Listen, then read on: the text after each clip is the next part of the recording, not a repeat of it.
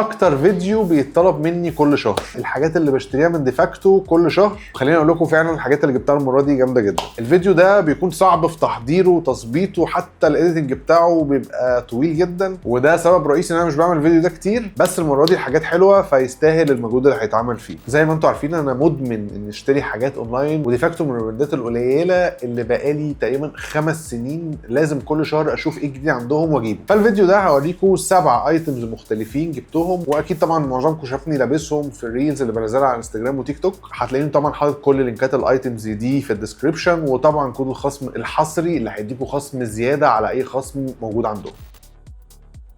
اول حاجه شدتني وانا بقلب على الويب سايت كان البنطلون ده. شكله مختلف جدا عن البنطلونات اللي عندي، والماتيريال كانت اكتر حاجه لفتت نظري في الموضوع كله. الواشد افكت اللي موجود في البنطلون ده خلاني عندي فضول اشوفه على الحقيقه هيبقى عامل ازاي، خصوصا مع اللون البني. وصراحه شكله طلع احلى مما انا كنت متوقع. البنطلون ده نازل في لاين جديد ديفاكتو عاملاه اسمه بريميوم. الماتيريال بتاعته حرفيا ناعمه وطريه جدا، كاني ببقى مش لابس حاجه. طبعا ده مخليه سهل جدا ومريح في الحركه. الميزه بتاعت الواشد افكت في البنطلون ده بالذات انه مع تغيير الاضاءه والحركه بتحس ان لون البنطلون بيتغير، وطبعا دي حاجه مخليه شكله اغلى من سعره بكتير، وده اللي بيخلي فعلا البنطلون ده صفقه. الفيت بتاعته حاجه اسمها بارل فيت، مش ستريت فيت تقليدي ولا في نفس الوقت واسع زياده زي البالون فيت. هو واسع من فوق ونازل بكيرف كده بسيط ملموم شويه، مديله شياكه جامده جدا ومخلياه رايح قوي ناحيه الكاجوال. كمان موضوع الاستيك والرباط اللي على الوسط ده انا شخصيا بحبه جدا اكتر من الزراير، بحس ان هو احسن مليون مره من السوسته والزراير والكلام ده. بيبقى سهل اقلعه وسهل البسه، خصوصا طبعا للديلي يوز. البنطلون محترم وشيك، ولو انت مقضي وقت طويل بره البيت ومش عايز تلبس جينز هيبقى بيرفكت. انا عن نفسي عملت له ستايلنج، ممكن تلبسه على حاجات كتير جدا، مع نيتد بولو او شميز لينن مفتوح مثلا تحت تانك توب. طول البنطلون مظبوط جدا، ولا طويل ولا قصير، نازل بشكل حلو وسموز على الشوز. انا جبت منه مقاس 46.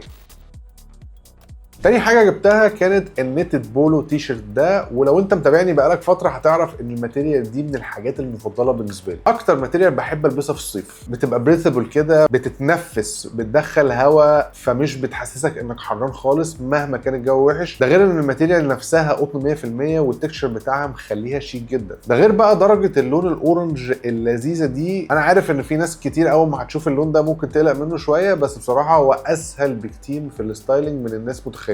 انت بس محتاج تديله فرصه وتجربه على كذا حاجه. الفيت بتاعه التيشيرت ستاندرد انا جبت منها مقاسي بالظبط. الستايل ده بالذات بيبقى حلو قوي مع الناس الفيت، مع الجيم والماسلز والحركات دي بيبقى شكله حلو قوي. طبعا انا لسه بدري عليا انا عارف، بس بحاول. ياقه البولو كمان مخلياه محطوط في حته التيشيرت الشيك، واخداه في حته بعيده شويه عن التيشيرتات البولو العاديه. في اخر التيشيرت من تحت في الحته الريب دي، ميزتها ان هي بتخلي شكل التيشيرت ثابت وماسك نفسه وتحسه كده فيت عليك. ودي كانت اكبر مشكله بتواجهني مع التيشيرتات التانية اللي من النوع ده، ان هي مع الوقت بتشد وبتنزل لتحت كده شكلها بيبوظ. الستايل ده من التيشيرتات هيديك فرايتي في اللبس حلوه قوي. لو انت عايز حاجه سمارت كاجوال ممكن تلبسه على تيلور بانتس مثلا، لو عايز تلبسه كاجوال اكتر او ديلي ممكن تلبسه مع شورت جينز او بنطلون لينن خفيف.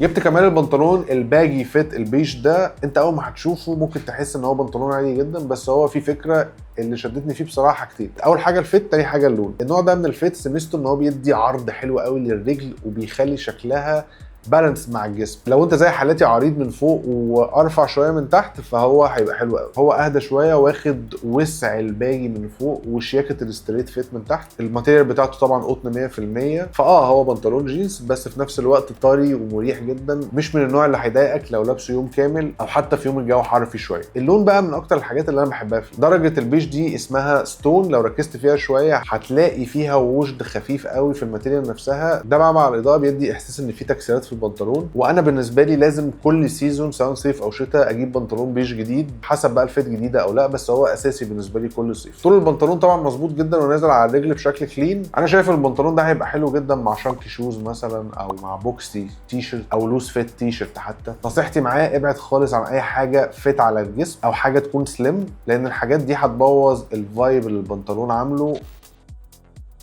التيشيرت البوكسي ده بقى من الحاجات اللي فاجئتني لما وصلت. طبعا انتوا عارفين ان انا طويل زياده، انا فوق ال 190 سم مثلا، فانا اول مره البس تيشيرت بوكسي وشكله يكون حلو والفيت تكون مظبوط عليا كده. انا جربت كذا حاجه قبل كده في زارا حتى وفي كذا براند تاني ما كانتش بتظبط عليا، بس هي ظبطت البوكسي فيت في التيشيرت ده بالذات كانت ممتازه. اللون ده لونه لون الفحم شويه او رمادي غامق، هو مش اسود زي ما ممكن يبان في الكاميرا. الفيت بتاعته اطول شويه صغيرين من الفيت بتاعت البوكسي العادي، وده اللي مخليها فعلا لايقه عليا، واعتقد هتلاقي على اي حد طويل، وطبعا لو حد اقصر شويه برضه هتبقى حلوه عليه. الديتيلز الانفينيشد اللي على الكتف والكم مدياله كاركتر برضه مختلفه شويه عن اي تيشيرت قطن عادي. اعتقد ان هو من غيرها هيبقى عادي، هيبقى تيشيرت ما فيهوش اي حاجه يعني. الايدجز بتاعته كمان فيها رو تاتش خفيف كده. اللياقه بتاعته برضه على فكره يا جماعه مريحه جدا، مش ضيقه. وطول الكم بقى اللي حلو في البوكسي تيشيرت ان هو بيبقى طويل شويه وبيبقى لوس، فعامل شكل بوكسي فيت وفي نفس الوقت مش قصير. اعتقد الماتيريال بتاعته هي ميكست فاهم ما بين القطن والبوليستر، ده بيخليها مريحه في اللبس وفي نفس الوقت بتحافظ على شكلها وما بتكرمش بسهوله. طبعا ده بقى من اشهر التيشيرتات اللي ممكن تعمل لها ستايلنج. اهم حاجه تختار بنطلون واسع عليها، يكون ريلاكس مثلا او بالون او حتى باجي.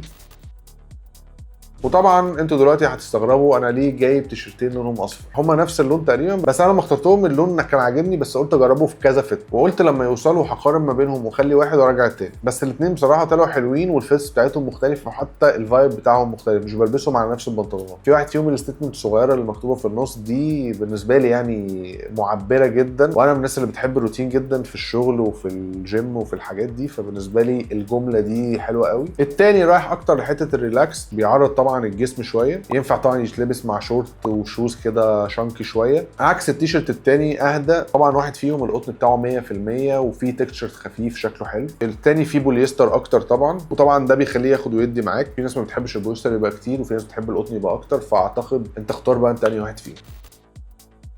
الشميز ده بقى كان عندي فضول اشوفه برضه على الحقيقه، لان هو برضه كان بوكسي وانا كنت خايف منه، ان انا عمري ما جبت قميص بوكسي، وفعلا لما جه كان احلى بكتير من اللي انا كنت شايفه في الصوره. اولا عشان الافكت الوشد شويه اللي فيه، ثانيا عشان زي ما قلت لكم هو كان بوكسي، هو نفس ماتيريال البنطلون البني اللي كنت عنده في الاول. اللون طبعا بالنسبه لي من اكتر الالوان انا بحب اعمل لها ستايلنج مع البيج والبني والجينز وكل الحاجات دي. الماتيريال طبعا الخامه بتاعته زي ما هي طريه من تحت هي طريه من فوق برضه، وبالنسبه لي فعلا من اكتر القمصان اللي انا جبتها الصيف ده حلو جدا. انا احب جدا ان انا البس تحتيه تانك توب بيج مثلا، ما احبش البسه لوحده عشان يبقى فيه ليرنج، واحب ادخل البيج معاه يبقى عامل كونترست لطيف. هو نازل منه 4 الوان تانيين على فكره، نازل منه الازرق والجري الغامق والدارك براون. انا بحب القمصان الالوان اكتر من القمصان البيزك خالص، لاني غالبا هبقى لابس تحت حاجه بيزك، فبحب ان انا اغير يعني. وبس كده، دي كانت اكتر حاجات عجبتني، حسيت ان هي مختلفه تستاهل ان انا اجربها وتستاهل ان انا اوريها لكم، وفعلا تعتبر كلها صفقات. كل حاجه فيهم فعلا ينفع تتلبس على اكتر من حاجه، ودي اكتر ميزه فيهم. الماتيريالز بتاعتهم حلوه، الحاجات دي انا باخد وقت على بال ما انقيها من على الابلكيشن بتاع ديفاكتو، فيها حاجات كتير جدا، فيها فوق ال 5000 ايتم، فانا بقعد اختار يعني، عندي الهوايه دي بقعد اختار، وبحب اجيب لكم الحاجات الخلاصه في الاخر. هستناكم طبعا تقولوا لي في الكومنتس ايه اكتر حاجه عجبتكم، وطبعا هحط لكم اللينكات كلها تحت في الفيديو في الديسكربشن، وكمان كود الخصم بتاعي اللي هيديكم خصم اضافي على اي حاجه موجوده على موقع ديفاكتو. لو عجبكم الفيديو ما تنسوش تعملوا لايك، لان ده فعلا بيفرق في ان الفيديو ينتشر، وطبعا ما تنسوش تعملوا لي فولو على انستجرام وتيك توك، هتلاقوني بنزل هناك حاجات جديده كل يوم.